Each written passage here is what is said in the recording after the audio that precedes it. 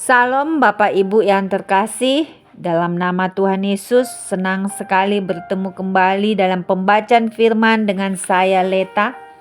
Semoga Bapak Ibu sehat selalu dalam lindungan Tuhan, tetap semangat dan bersukacita dalam menjalani kehidupan ini. Sebelum membaca firman, kita berdoa terlebih dahulu.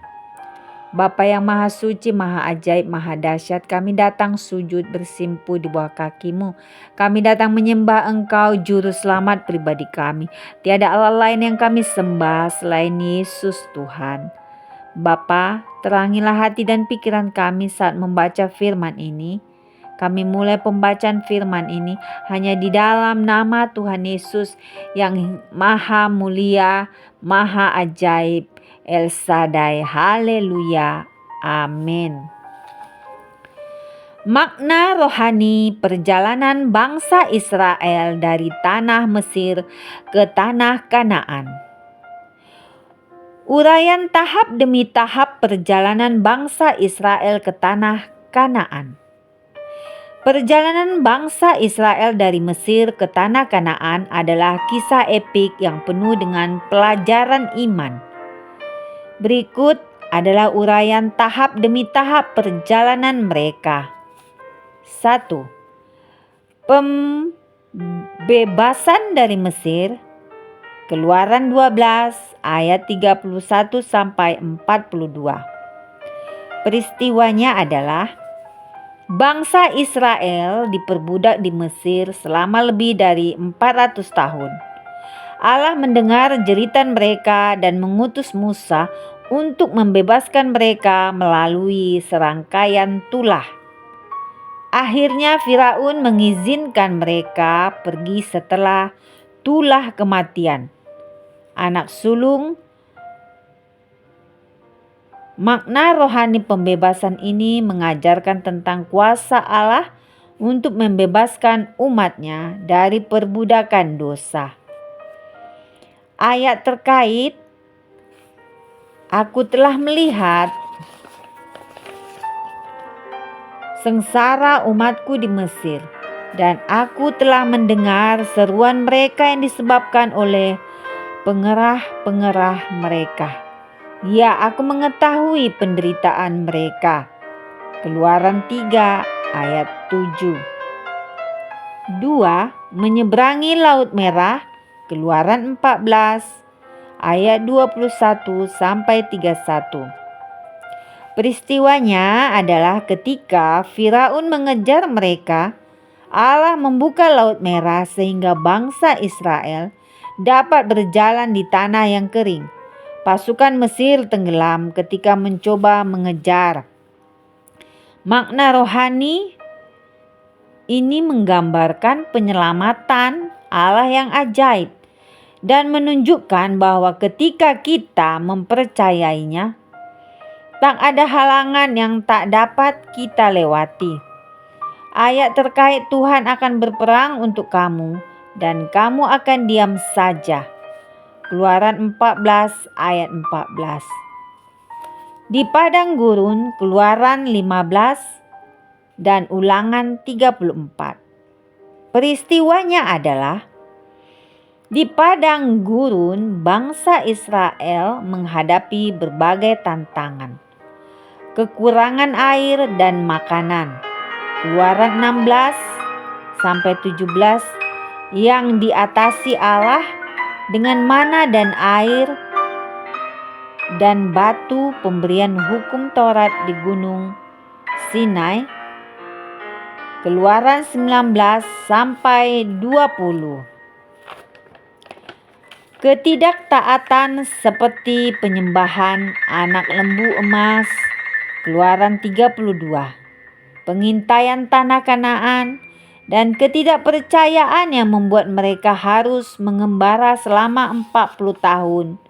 Bilangan 13 sampai 14. Makna rohaninya, Allah mendisiplinkan umatnya untuk membentuk karakter mereka. Ketergantungan kepada Allah adalah kunci dalam perjalanan iman kita. Ayat terkait manusia hidup bukan dari roti saja, tetapi manusia hidup dari segala yang diucapkan Tuhan. Ulangan 8 ayat 3. 4. Menyeberangi sungai Yordan. Yosua 3 sampai 4. Peristiwanya adalah setelah 40 tahun di padang gurun, generasi baru dipimpin oleh Yosua untuk masuk ke tanah Kanaan. Allah membelah sungai Yordan seperti ia membelah Laut Merah. Makna rohani memasuki tanah perjanjian menunjukkan pemenuhan janji Allah kepada umatnya. Hal ini mengajarkan bahwa janji Allah pasti digenapi. Ayat terkait kuatkan dan teguhkanlah hatimu. Janganlah takut dan janganlah gemetar, sebab Tuhan Allahmu menyertai engkau. Yosua 1 ayat 9. Makna rohani bagi kehidupan kita saat ini adalah Allah adalah pembebas dan pemelihara. Mazmur 46 ayat 2. Perjalanan bangsa Israel menunjukkan bahwa Allah sanggup membebaskan kita dari belenggu dosa dan mencukupi segala kebutuhan kita. Ketika menghadapi masalah, kita diajak untuk menyerahkan hidup kepadanya. Iman dan ketaatan membawa berkat. Ibrani 11 ayat 29.